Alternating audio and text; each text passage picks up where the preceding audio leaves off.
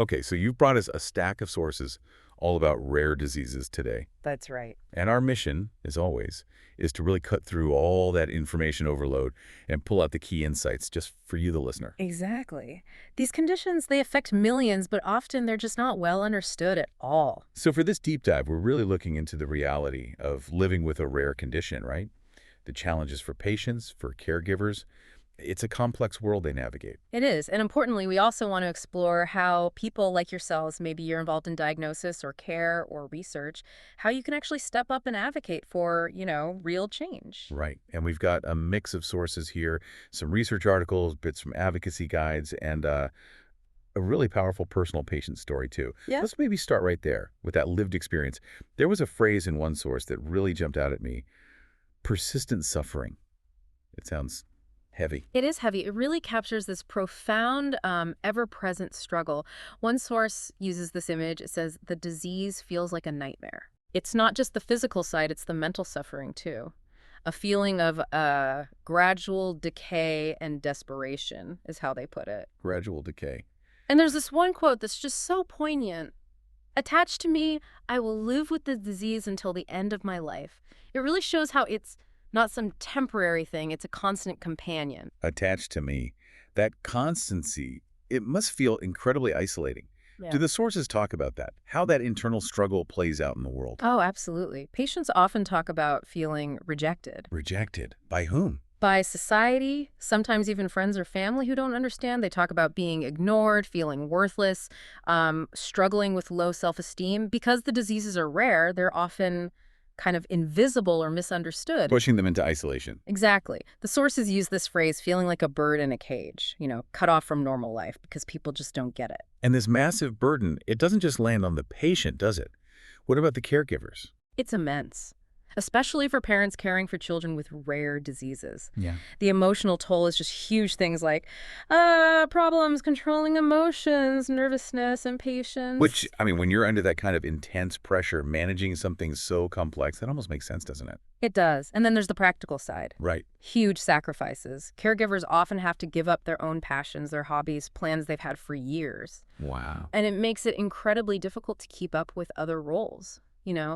Being a parent to other children, a spouse, holding down a job, they can start to feel like their own needs just don't matter anymore. You'd really hope that family and friends would step up in those moments, be a real support network.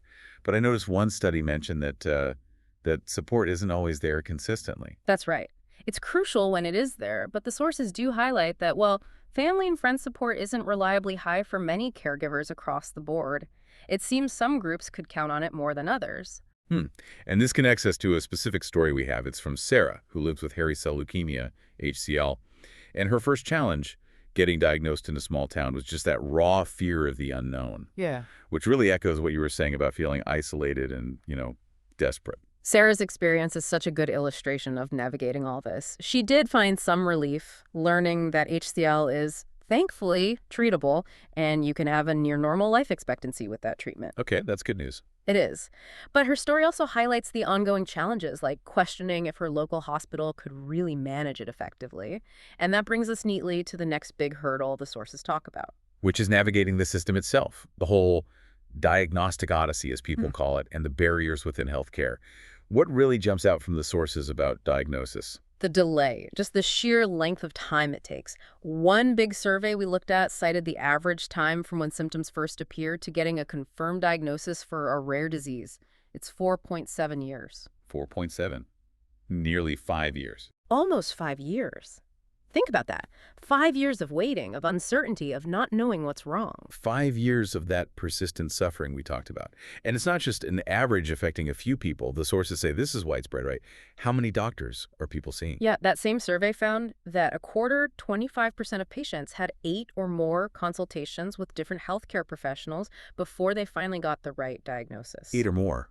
Yeah. That's so many appointments, so many potential wrong turns, so much time lost when treatment could have started. Exactly. And beyond just the delay, the sources point to problems within the healthcare system itself. Even after you get a diagnosis, things can be difficult. Like what? Well, there's often a real scarcity of information and expertise among healthcare professionals about specific rare diseases. And look, this isn't blaming individual doctors, it's more of a systemic gap. Okay.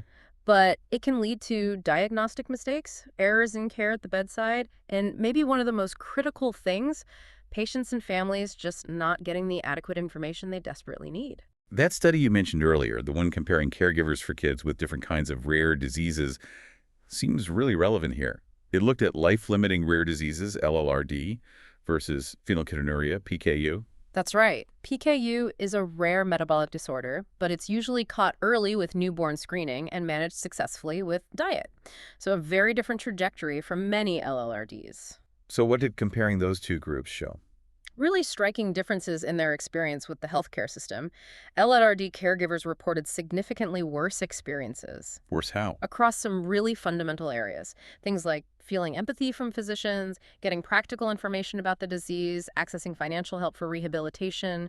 PKU caregivers fared much better on those fronts. So the families dealing with the most severe, life-limiting conditions are actually reporting getting less support from the system.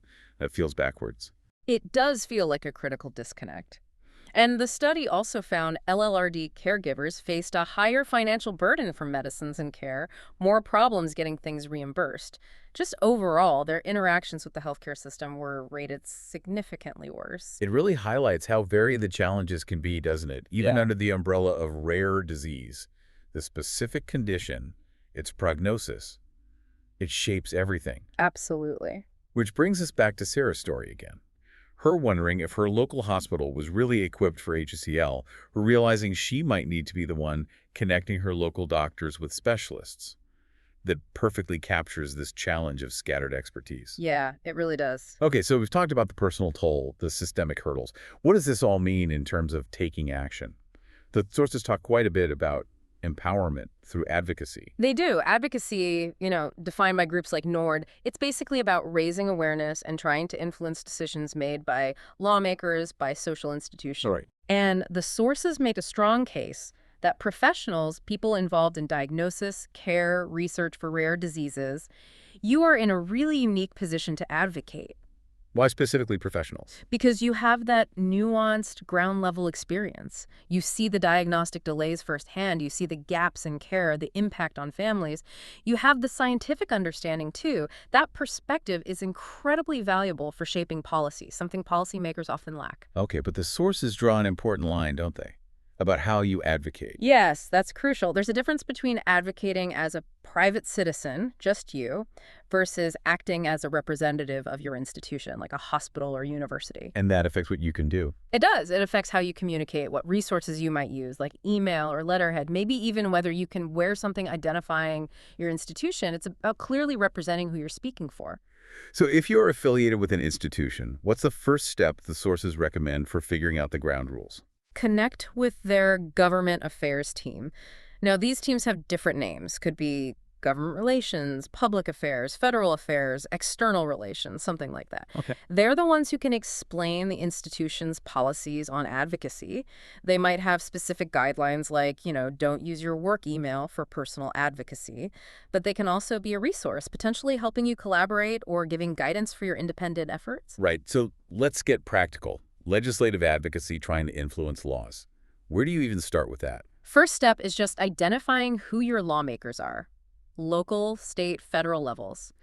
Resources like USA.gov can help you find your elected officials just based on your address. And it helps to know a bit about them. Definitely. Try to understand their general interests, maybe their voting records, committee assignments. It helps you tailor your message so it resonates. Okay, find your reps. Then you need to know what laws are actually relevant, I guess. Exactly. You need to identify and track relevant laws and bills. For federal stuff, Congress.gov is the place to go. State legislature websites have their own tracking. There are also services like Legiscan that can help. And just reading the title isn't enough. No, the sources really stress reading beyond the title. You need to look at the actual language. What does this bill do? Does it add something new?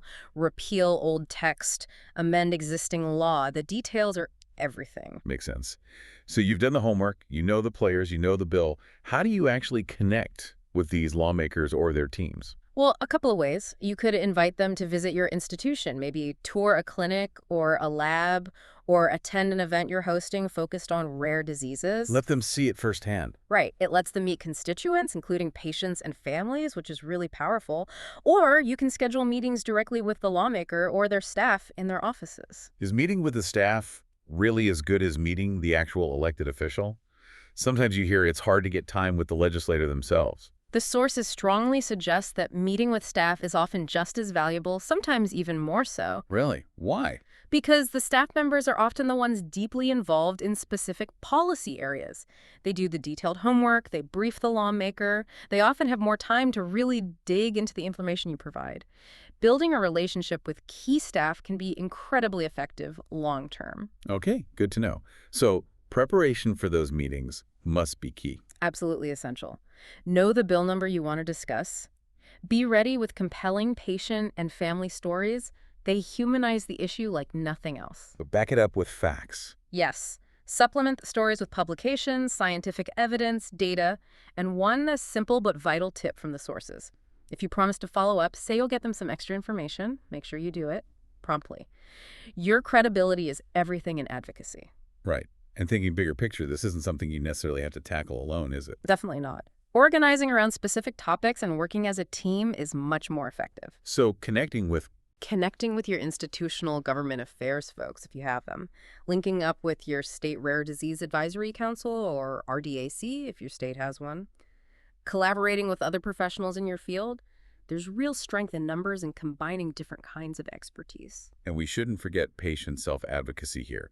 Sarah's story is a perfect example. Absolutely. Her researching HCL, asking tough questions, being willing to seek second opinions, even change doctors, that's powerful advocacy for her own health. And patient organizations play a huge role there, too, providing support and a collective voice. Invaluable. Groups like the Hairy Cell Leukemia Foundation for Sarah's specific condition, or broader organizations like NORD in the US and Eurordis in Europe. They provide information, crucial support networks, and they amplify the patient voice through things like the Rare Barometer surveys, gathering experiences on a massive scale. Okay, so let's try and pull this all together. We've gone from the really deep personal reality of suffering and the burden on caregivers through the, let's be honest, often frustrating system challenges, the diagnostic delays, the gaps in healthcare, Yeah, the systemic issues. and then into these pathways for actually doing something about it. Through advocacy and collective action, what does this synthesis ultimately point towards for the future? Well, the sources definitely offer some potential strategies, things like implementing more effective screening programs. The PKU newborn screening is a great model there. Organizing care around highly specialized centers where the expertise is concentrated. Makes sense. And enhancing access to modern therapies, sure, but also rehabilitation, psychological support, financial help, the whole package. And there was also a call in there to actually follow through on existing plans, right? Like the National Plan for Rare Diseases. Yes, fully implement the initiatives that are already outlined. Don't let them just sit on a shelf. And maybe most fundamentally, there's this clear need to just work on reducing the stigma and the social isolation that people with rare diseases often face. And recognizing those differences we talked about, like between the LRD and PKU caregivers, how crucial is that for making sure support actually works? It's vital. It really underscores the complexity. You can't have a one-size-fits-all approach. Tailoring support and advocacy to specific needs is key. It really highlights that complexity, yeah. So maybe a final thought then for you, our listener, to mull over. Given this incredible diversity just hiding under the term rare diseases, I mean, thousands of conditions, vastly different experiences, how can we as a society, as healthcare communities, as researchers, make sure our awareness efforts, our advocacy are actually nuanced enough? How do we ensure they truly meet the specific individual needs of every person and family affected? That really feels like the core question we need to keep asking ourselves as we move forward. It's a powerful thought to leave you with. Thank you so much for joining us for this deep dive into the world of rare diseases.